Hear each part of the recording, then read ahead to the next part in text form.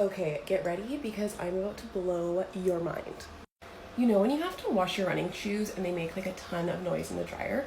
I'm gonna show you how to fix that. So grab your wash shoes and tie them in a big knot like this. And then put the shoes in so that the knot is above it, and then close your door. So I will do that now. Okay, moment of truth. Oh, wow!